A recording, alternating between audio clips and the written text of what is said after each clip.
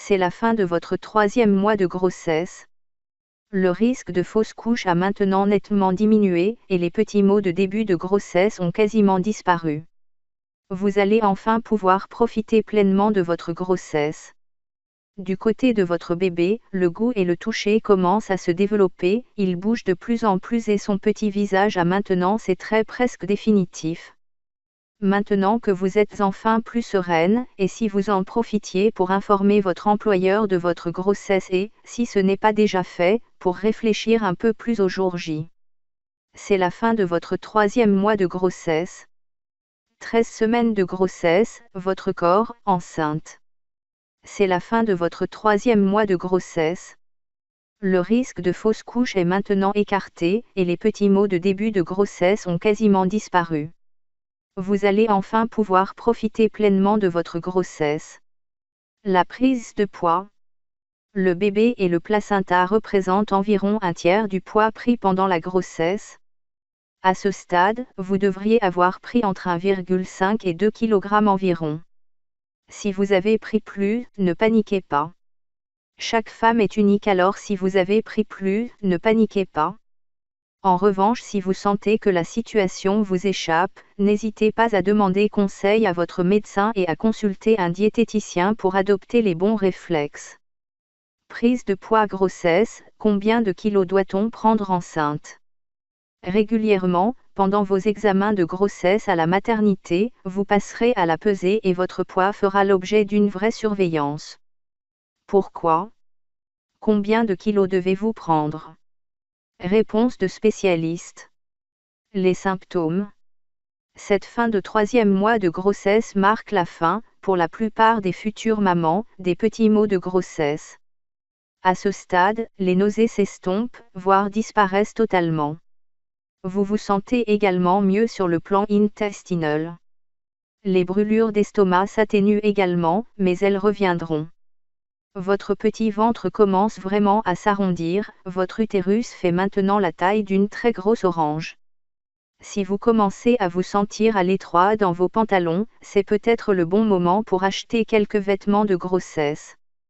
Par ailleurs, en raison des bouleversements hormonaux, la peau est soumise à rude épreuve. Chez certaines femmes, elle sera plus sèche et aura tendance à tirailler. D'autres en revanche auront la peau plus grasse et verront même réapparaître des boutons d'acné. Ces problèmes de peau sont transitoires, mais il est néanmoins important de bien les prendre en charge avec des produits adaptés. Les premiers mouvements de bébé. Les mouvements de bébé sont maintenant mieux coordonnés.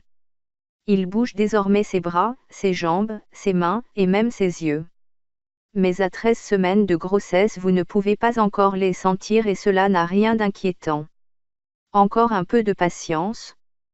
13 semaines de grossesse, le développement du fœtus. Taille et poids. Bébé mesure désormais 9 cm et pèse environ 45 grammes. Tous les différents éléments de son visage sont maintenant bien en place, ses yeux, ses oreilles, sa bouche, son nez. Il arbore même de tout petits sourcils, et quelques cheveux apparaissent sur son crâne. Les pigments de sa peau, ou mélanine, commencent à s'élaborer. Ils vont bientôt donner une jolie coloration rosée à son épiderme. Le développement des sens. À ce stade de la grossesse, les sens de votre bébé sont en plein développement. Votre bébé devient plus sensible à son environnement, il apprécie la saveur sucrée du liquide amniotique, aime les caresses que vous ou le papa lui prodiguez en touchant votre ventre. Il réagit également lorsque ses pieds touchent la paroi utérine. Ses petites mains, maintenant parfaitement formées, bougent de plus en plus. D'ailleurs, il commence aussi à bien bouger ses jambes et ses bras. Il ouvre même la bouche de temps en temps, peut-être se prépare-t-il à la tétée ou bien à sucer son pouce. Ses oreilles, elles, ne réagissent pas encore au bruit qui les entoure. Il faut encore patienter un peu pour que l'audition de votre bébé se développe. 13 semaines de grossesse, conseils et démarches.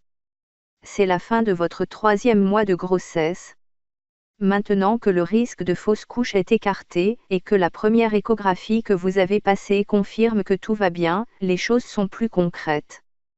peut être le moment idéal pour informer votre employeur, si ce n'est pas déjà fait, et pour réfléchir un peu plus au jour J. Annonce à l'employeur. Sur le plan légal, rien ne vous oblige à informer votre employeur de votre grossesse à tel ou tel moment. Néanmoins, le prévenir assez vite est essentiel pour qu'il puisse s'organiser pendant votre congé maternité, trouver un ou une remplaçant, et que la passation entre vous se passe dans les meilleures conditions. Et plus tôt vous prévenez votre employeur, plus vite vous pourrez bénéficier des avantages liés à votre statut. Vous pourrez notamment vous absenter pour vos différents examens médicaux obligatoires, sans perte de rémunération. Le projet de naissance. Le jour J approche à petits pas.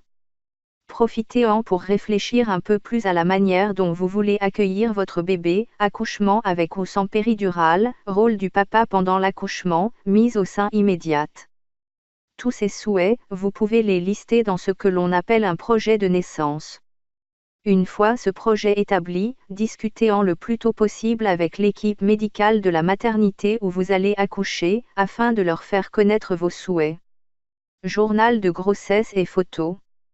De nombreuses mamans regrettent de ne posséder aucune photo d'elle enceinte et de n'avoir pas suffisamment documenté cette période si importante de leur vie.